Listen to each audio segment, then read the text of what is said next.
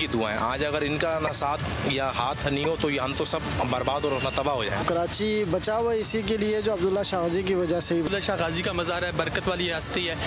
अब्दुल्ला शाह खुद बेटा है, हमारे क्या परवाह है। कराची में जब बिपरजॉय नाम के समुद्री तूफान के आने की खबरें आम हुई तो साथ ही एक नाम सोशल मीडिया के ऊपर काफी ज्यादा हाईलाइट हुआ। ये नाम था अब्दुल्ला शाह गाजी का। आप हैरान होंगे कि कराची में एक बहुत बड़ी तादाद ऐसे लोगों की है जो ये बात मानते हैं कि जब तक कराची के साहिल के ऊपर अब्दुल्ला शाह गाजी का मज़ार मौजूद है, कराची की तरफ कोई तूफान नहीं आने वाला।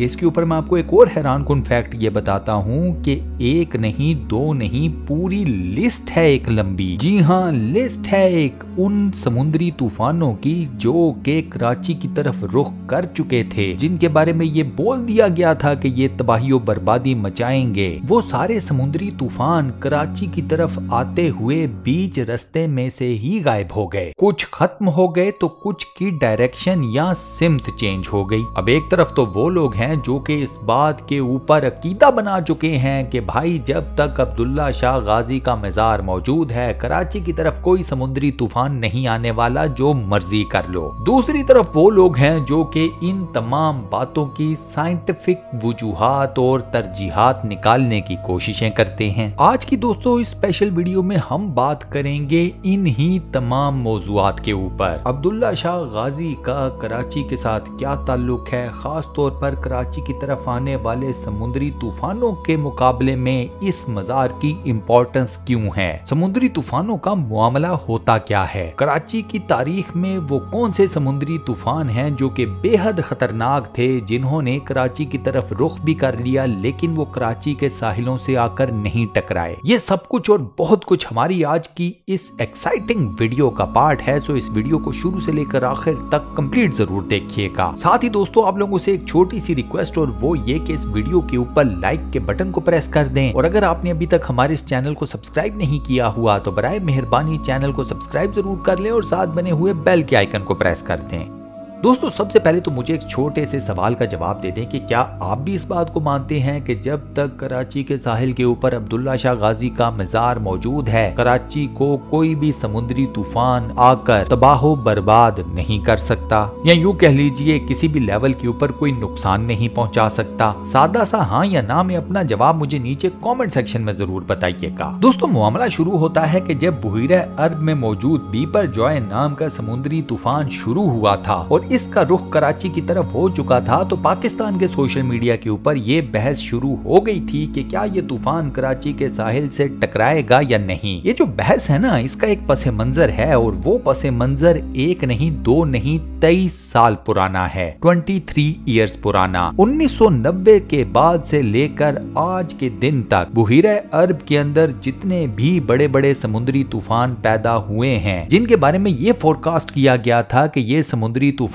कराची का रुख करेंगे और कराची के साहिलों से आकर टकराकर बेपनाह तबाही और बर्बादी मचाएंगे, इनमें से एक भी समुद्री तूफान ऐसा नहीं कि जिसके बारे में जो फोरकास्ट किया गया था वो खबर सच साबित हुई हो। कई समुद्री तूफान ऐसे थे जो कराची पहुंचने से पहले ही अपना रुख बदलने पर मजबूर हो गए थे, और कई जो बाकी बचे थे वो ऐसे थे कि जब वो कराची के साहिलों से आकर टकराए तो उनकी शिद्दत में इतनी कमी वाक़या हो चुकी थी कि उनके टकराने की वजह से कराची को कोई भी नुकसान नहीं पहुंचा। तो टेक्निकली आइदर समुद्री तूफान आकर कराची के साहिल से टकराया या नहीं टकराया, बात एक बराबर ही हुई, और ये सब कुछ चल रहा है साल 1990 के बाद से। अब्दुल्ला शाह गाजी के जितने भी मुरीदैन हैं उनका तो यही मानना है कि ये बाबा जी की करामात हैं कि समुद्री तूफान आज तक कराची को कोई नुकसान नहीं पहुंचा सका। दूसरी तरफ साइंस के लोग हैं जो कि इन तमाम बातों की साइंसी वजूहात भी आपके सामने लेकर आते हैं। अर्थ साइंसेज की मशहूर प्रोफेसर डॉक्टर मोनालिजा, उनका ये कहना है कि कराची 3 प्लेट्स इंडियन, यूरेशिया और अरेबियन की बाउंड्री के ऊपर वाक़या है। ये प्लेट समुद्री तूफान के लिए कुदरती रुकावट का बाइस बनती हैं या साबित होती हैं। इन प्लेट्स की वजह से समुद्री तूफान को घूमने का मौका नहीं मिलता और नतीजे में ये अपना रुख मोड़ लेता है। सिर्फ अपनी जियोग्राफी की वजह से कराची हर बार समुद्री तूफान से बच निकलता है। डॉक्टर मोनालिजा ये कहती हैं कि इसका ये हरगिज मतलब नहीं कि हर मर्तबा ये प्लेट्स कराची शहर को समुद्री तूफान के मुकाबले में हिफाजत फराहम कर पाएंगी। उनका ये भी मानना है कि पाकिस्तान और इस खित्ते में जो ज़लज़ले आते हैं वो इन्हीं प्लेट्स की मूवमेंट की वजह से आते हैं। डॉक्टर साहिबा का ये भी कहना है कि Pakistan 3 high active plates margin के ऊपर वाक़या है, जिसकी वजह से ये मुल्क आलमी हिद्दत और माहौलियाती तब्दीली से सबसे ज्यादा मुतासिर है। उनके मुताबिक ये एक बुनियादी वजह है कि अब ज़लज़ले भी बहुत कम वक्फे से देखने में आ रहे हैं और ये बात हकीकत भी है कि पाकिस्तान की रीसेंट तारीख में ज़लज़ले काफी फ्रीक्वेंटली आना शुरू हो चुके हैं। अब यहाँ सवाल ये पैदा होता है कि समुद्री तूफान कैसे वजूद में आते हैं। देखिए दोस्तों, ऐसी तमाम कुदरती आफात जिनका ताल्लुक पानी से होता है, उनकी बुनियादी वजह हमेशा टेम्परेचर या दर्जा हरारत बनता है। पाकिस्तान में जून के महीने में सतह समुंदर पर दर्जा हरारत में 2 से 3 दर्जा हरारत इजाफा देखने में आता है। साइक्लोन दर्जा हरारत और हवा के दबाव की वजह से पैदा होता है। दर्जा हरारत अगर किसी भी समुद्री तूफान को जन्म देते हैं तो फिर हवाओं का दबाव इसके रुख का तयन करता है। किसी भी मौसम में जब समुद्र का टेम्परेचर सतह से लेकर 50 मीटर नीचे तक 26 से 28 दर्जे सेंटीग्रेड हो जाता है तो फिर ये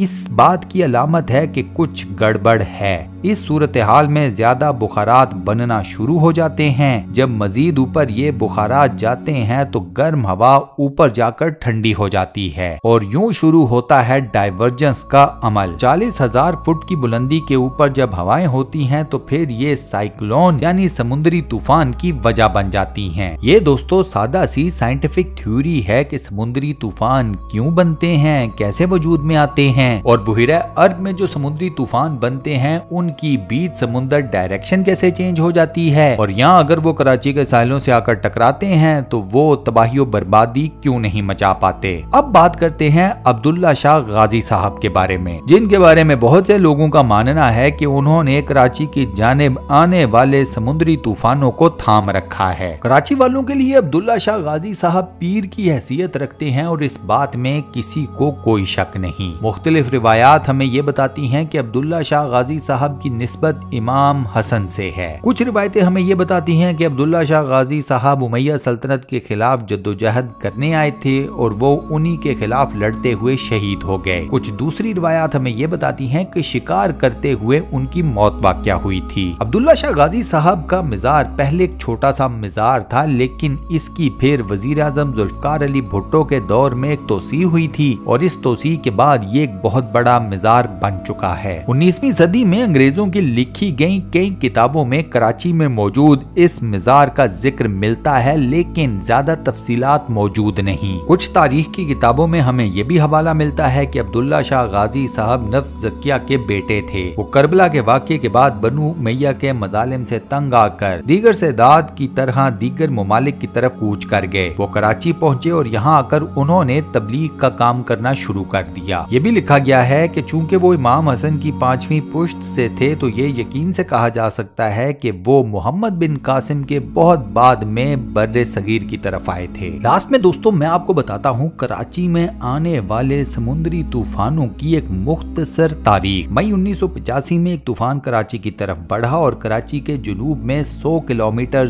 दूर ही कमजोर होकर खत्म हो गया। नवंबर 1993 में कैटेगरी 1 का तूफान मुड़कर सिंध गुजरात सरहद के करीब साहिल से टकराया। ये तूफान कराची में सिर्फ बड़े पैमाने पर बारिश की वजह ही बना था। जून 1998 में कैटेगरी 3 का एक समुद्री तूफान कराची की जानिब आते हुए जनूब मशरकी सिंध की तरफ बढ़ गया। इस तूफान की वजह से सिर्फ चंद मछेरों का माली नुकसान हुआ, कोई जानी नुकसान नहीं हुआ था। मई 1999 में भी कैटेगरी 3 का समुद्री तूफान कराची के करीब आकर टकराया था। इस समुद्री तूफान ने सिंध के साहिली इलाकों को काफी नुकसान पहुंचाया था। ये पाकिस्तान की तारीख का सख्त तरीन समुद्री समुद्री तूफान था। मई 2001 में भी कैटेगरी 3 का एक साइक्लोन बना जिसका रुख कराची की तरफ था, लेकिन वो एंड किया गुजरात के साहिल के ऊपर। अक्टूबर 2004 में ओनील नाम का एक साइक्लोन कराची और सिंध की साहिली पट्टी की तरफ बढ़ा, मगर बाद में इस समुद्री तूफान ने भी बीच समुद्र अपना रुख वापस को मोड़ लिया। इस समुद्री तूफान की वजह से भी कराची में सिर्फ तेज बारिश ही हुई थी। जून 2007 के अवाइल में गोनो नाम का एक सुपर साइक्लोन बना। ये और यमीन नाम का एक और समुद्री तूफान दोनों ही